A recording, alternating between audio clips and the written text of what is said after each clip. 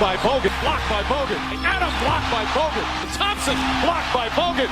Blocked again by Bogut. How many centers can make that play? First overall picks typically fall into three categories: All-Stars, Hall of Famers, and busts. It's rare that a player who was picked first in his draft class can play out his career without ever making an All-Star game and still manage to evade the dreaded and unwarranted bust label. However, one example is Andrew Bogut, the first overall pick in 2005, a guy who scored less than 10 points per game over 14 seasons and was never voted as an All-Star. Yet, he's respected as a solid and possibly even underrated basketball player. How could a guy who entered the league with so much hype finish his career with a unique legacy that flew underneath the NBA's radar? Let's take a look. Bogut joined the Southeast Australian Basketball League in 2002, where he played a key role for his team en route to a league championship. He was scouted by Ken Shields, the coach of the Canadian national team. Shields saw Bogut's massive upside right away, so he told his good friend Rick Margeris, the head coach of the University of Utah Utes, about him. Margeris, who developed big men Keith Van Horn and Michael Dolek into NBA players, offered a scholarship without ever seeing Bogut play, and Bogut accepted immediately. The young center wasn't really on the radar of American basketball fans until he starred for Australia at the 2003 FIBA Under-19 World Cup in Greece. His most notable performance came in the quarterfinals when Australia stunned the United States to the tune of a 106-85 old-school ass-whooping. In the game, Bogut scored 22 points and 18 rebounds, but that wasn't even his best game in the tournament. Bogut led Australia to win the gold medal with a 35-point and 14-rebound performance over Lithuania in the finals. He won the tournament's MVP by a landslide with averages of 26.3 points, 17 rebounds, and 2.5 assists. When he showed up at college, his name was already on mock drafts, ranking him as a potential lottery pick. Due to health reasons, Margeris was forced to resign in January, and Kerry Rupp took over as the team's interim head coach. The Utes finished the season with a 24-9 record, and Bogut was stellar, winning the Mountain West Freshman of the Year. Bogut was a projected first-rounder following his freshman year, but he didn't feel ready to declare for the draft. Instead, he flew back to Melbourne during the offseason where he would consider his options. Basically, he was going to either play a season of pro ball in Europe or return to Utah for another season. The Utes hired a coach named Ray Giacoletti to be their new head coach, who persuaded Bogut to return for his sophomore season. But first, he was going to compete for Australia during the 2004 Olympics in Greece. During his 5-game Olympic run in Athens, Bogut averaged 14.8 points and 8.8 rebounds while holding his own against the world's best post players. When Australia played against the United States, Bogut scored 11 points and added 8 rebounds while matched against Tim Duncan. The experience evolved Bogut into a more complete and confident player.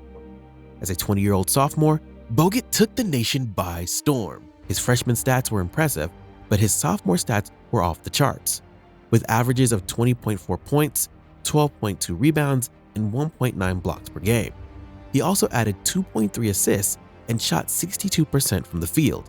Bogut led the nation in several categories, including rebounds, offensive rebounds, field goals made, offensive win shares, and defensive win shares. His name shot up draft boards throughout the year. On the back of Bogut, Utah entered the NCAA tournament as a 6th seed and won 2 games before getting bounced by Kentucky. The Boomer won every award he was eligible for, including the Naismith. New Mexico coach Richie McKay claimed that Bogut was an impossible matchup and the best big man passer he had ever seen in college. Bogut's passing abilities out of the post were being compared to Lithuanian legend Arvydas Sabonis, and his post moves were compared to Kevin McHale. He was also confident, unintimidated, extremely well-spoken, and mature beyond his years.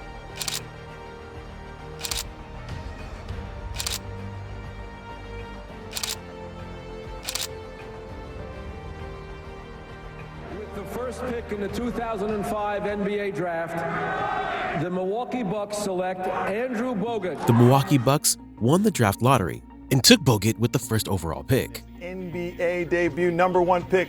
All eyes on him as he goes to his first basket is a dunk. Bogut was inserted into the Bucks starting lineup immediately as a rookie, and he was quite solid. The Bucks had a young team and just acquired a former All-Star center in Jamal Magloire. So Bogut actually played power forward as a rookie. His primary was his childhood hero, Tony Kukoc, who played one season alongside Bogut before announcing his retirement at the end of the season. As a rookie, Bogut averaged 9.4 points, 7 boards, and 2.3 assists in under 30 minutes per contest and helped Milwaukee make the playoffs. After the season, instead of building on their moderate success, the Bucks opted to make a significant roster overhaul. They traded Magloire to the Blazers, opening the starter center role for Bogut, but also made a bold move by trading their up-and-coming point guard TJ Ford to the Raptors for Charlie Villanueva. In his second year, Bogut's numbers improved in just about every category. He averaged 12.3 points, 8.8 rebounds, and 3 assists per game. His passing ability out of the block made him a unique offensive player and a fan favorite in Milwaukee. However, the Bucks took a step backwards. This was partially due to the fact that Bogut sprained his left foot and was forced to miss the last 16 games of the season, and Michael Redd, the team's leading scorer, was suffering from injuries as well. It took a few coaching changes and roster overhauls before the Bucks began to form an identity in the 2009-2010 season. Bogut began to show the world why he was drafted first overall, developing into one of the best two-way centers in the league under coach Scott Skiles. Bogut squares up, makes his move, and scores on Mikey Moore. Golden State has used, but not so much tonight. Veteran play. Both teams, 3-team foul. Roll on. 80 points. The show. They're the show. Block shot, Bogut, out of bounds, off Golden State. He averaged almost 16 points, over 10 boards, and 2.5 blocks during the 2009-2010 season, leading the Bucks to the second-best defensive rating. Individually, Bogut had the second-best defensive rating behind only Dwight Howard, the Defensive Player of the Year. John Salmons and Brandon Jennings were the top scorers on the team, but the Bucks were built around the defensive star power of Andrew Bogut. Unfortunately, Bogut's season once again ended with a brutal injury. Bogut was diagnosed with a broken hand, dislocated elbow, and a sprained wrist. The injuries knocked him out of the remainder of the season and the playoffs. No matter how much ice I put on the damn thing and how much treatment I got and massage, it just didn't get better, and it was frustrating. You say you should have had a better career than what you have. What do you mean by that? Well, I think just numbers-wise, when you crunch numbers, you know, for a number one pick, I haven't set the world on fire, but I haven't been a flop, so I've been kind of consistent. Just got to keep trying to plug away and get better every year, but definitely know that my ceiling hasn't been reached. I have a lot of room to improve. Without Bogut, the Bucks lost in the first round to the Hawks. And when Bogut returned from injury the next season, he picked up right where he left off. Allen coming off the screen and lost it to Bogut. And the tip by Bogut. Ilyasova off the mark. Bogut up high.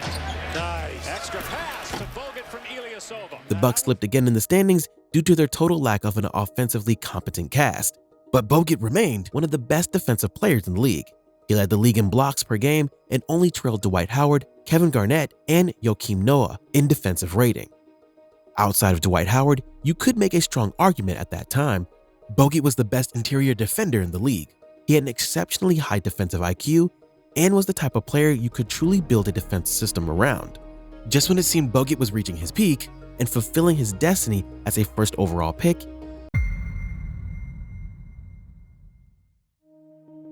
he once again suffered a devastating injury, this time in just his 12th game of the lockout-shortened 2011-2012 season.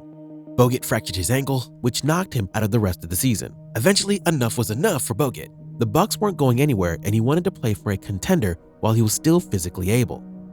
Management complied to his request and traded him to the Golden State Warriors, along with Steven Jackson, in exchange for Monta Ellis, Epke Udoh, and Kwame Brown. The only time 2 first overall picks were traded for one another in NBA history. Clearly, Bogut's true potential was never met with the Bucks due to various reasons, the most obvious being the unfortunate injuries that kept him out of action and hindered his development. But also, the organization never put a competent roster around him during his 7 seasons there. Still, he did make a positive impact. Before Bogut got to Milwaukee, the team was one of the worst defensive teams in the entire league, ranking 28th out of 30 in the last season before his arrival.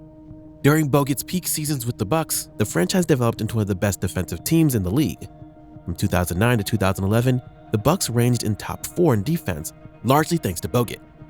Clearly, the Warriors fans weren't aware how good Bogut actually was. At the time of the trade, Monta Ellis was their leading scorer and fan favorite. The fans had no clue that by trading him away, it was going to open up a whole new brand of basketball. After the trade was announced, the fans in Oakland booed Warriors owner Joe LaCob for trading away Monta Ellis for an injury-plagued big man who was in the middle of rehabbing an injury and was unfit to play. The Warriors didn't concede to the pressure of the fans and were very patient, giving Bogut all the time he needed to rehab his injury and return to playing form. After prematurely injecting Bogut into the lineup to start the 2012-13 season, the Warriors pulled him out of action, realizing he still needed more time. He underwent multiple surgeries and procedures before returning to action in the back portion of the season and in the playoffs. The expectation of Bogut was completely different in Golden State than it was in Milwaukee. Mark Jackson was the coach at the time, and he saw the shooting potential of Steph Curry and Klay Thompson. What the Warriors saw in Bogut was a center that could anchor their defense and open up space for offense for his teammates. Instead of relying on Bogut as a scorer, they leveraged his advanced skill sets as a passer and a screen setter to begin to build what we know today as one of the most dynamic offenses in NBA history. The team began to dominate, and Bogut was a major reason why. Bogut behind the back, Jack. Seconds on the clock. Bogut showing his ball behind the back to Curry for 3. And he is happy. The baseball pass. Iguodala. How many centers can make that play? Steph Curry and Klay Thompson relied on Bogut to create space for them as they revolutionized the NBA with their relentless pace and three-point shooting approach. Before Draymond Green was inserted into the starting lineup, Bogut was the guy setting screens and making passes to his teammates for open shots. He served as a mentor to Green, helping groom him into one of the best defensive players of his era. Green actually credits Bogut on teaching him how to protect the paint and communicate defensively at the NBA level. Showed me one of the most important things he could ever teach me was Andrew Bogut. You know, he showed me how to guard the post. I'll never forget it. My first day out of Golden State, he was teaching me different things you can do that you couldn't do in college. And throughout the course of that year, just teaching me positioning and stuff, like I wouldn't be half the defender I am without Andrew Bogut. And like he taught me so much about defense that, you know, I owe all my success to him defensively. Those who played Bogut respect him as one of the best defenders in the league. And his unique offensive skill set made him a weapon as a role player without needing to take shots. Eventually, Steve Kerr replaced Mark Jackson as the head coach, and that's when the Warriors' dynasty began. The Warriors became the most exciting basketball team in the league and revolutionized the game. And he without Cousins. Bogut with the right-handed hammer. Favored. In on Bogut, sent away. Oh, man. Here comes Harden. Blocked by Bogut. Picked up, Jones knocked away. Terrific rejection from Andrew Bogut. The turnover. Pergioni couldn't handle it. Barbosa to Bogut. Back to Iguodala. Minutes left in the second as Bogut lays it in. Coach, it just can't be the head coach. Oh, beautiful pass and Curry to finish. Drives, floats it up and Bogut throws it down. Bogut played a key role with his interior presence and passing skills. The 2014-15 Warriors were the top-ranked defensive team in the NBA and won a league-best 67 games in the regular season. Bogut finished the season first in defensive box plus-minus and second in defensive rating behind only Kawhi Leonard, who won Defensive Player of the Year. The Warriors went on to beat the Cavs in the finals to win the NBA championship. The next season, the Warriors were even better. There's Brewer. Brewer rushing at Bogut. Blocked by Bogut. Plumlee gets it. Shot blocked again by Bogut. Game 4. Green fires it into Curry. Leads it from Bogut. Wow. Winner during the regular season. Here's Westbrook. Blocked by Bogut. Steven Adams called for that other. Oh, beautifully guarded. Green alley-oop to Bogut. Here's Curry projecting on the rim and the tip and a beauty. Beating the '96 Bulls record by winning 73 games in the regular season. However, they weren't able to replicate their success come playoff time. They mounted a 3-1 comeback in the conference finals against Durant and Westbrook's Oklahoma City Thunder. Pick and roll. Love goes at Green, blocked by Bogut. Defender. James goes right at him, blocked by Bogut. James bounce pass to Thompson, blocked by Bogut. Post up Draymond Green, blocked again but got by a taste Bogut. of their own medicine, giving up a 3-1 lead in the NBA Finals and eventually losing to LeBron and the Cavs in what is remembered as one of the all-time great NBA Finals. Fans are quick to point to Draymond Green's infamous suspension in Game 4 as their turning point in the series. But let's remember Bogut's injury in Game 5, which in our opinion was the actual turning point. Bogut's impact on defense was felt by LeBron, and once he wasn't in the lineup, the Warriors severely missed his presence. If Bogut never got injured, the Warriors very likely would have won that series, and history as we know it would have gone completely different. After falling to the Cavs, Kevin Durant signed with the Warriors. To free up cap space, the team traded Bogut to the Mavericks. His time with the Mavs was injury-riddled. Bogut got traded to Cleveland, where he fractured his tibia and was forced out of action for an entire year. He returned to health and signed with a bad Lakers team, where he made a minimal impact. After the season, he decided to return to Australia, where he could be with his pregnant wife and play with the Sydney Kings.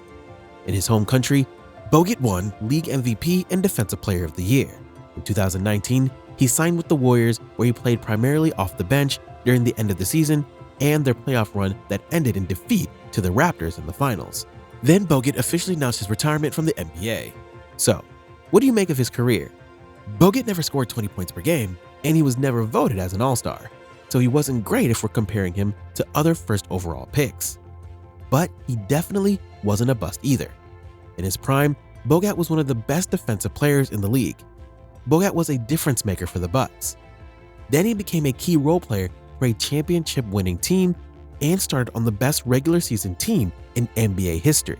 Some metrics would say Bogut was incredibly underrated. For instance, Andrew Bogut had the best defensive rating in the NBA from 2009-10 to 2015-16. That's a 7-season stretch that he dominated his own side of the floor with the best defensive players of his generation trailing him. He's also one of only 15 players in NBA history to average over 2 assists and 1.5 blocks in over 700 games. We don't think he's given enough credit. Bogut was a hard worker and a willing contributor, even if that meant sacrificing shots. If he wanted, he could have played a bigger role on a team that wasn't the Warriors and probably would have earned All-Star recognition and averaged a double-double. But instead, he dedicated his best years to being a role player on a championship team. Bogut was one of the best role players of his time due to his elite defense, screen setting, and passing abilities as a center. Yet, we're all left wondering how good he could have become if it weren't for all the injuries. Thanks for watching. If you like this video, be sure to let us know by giving it a thumbs up and subscribing. See you next time.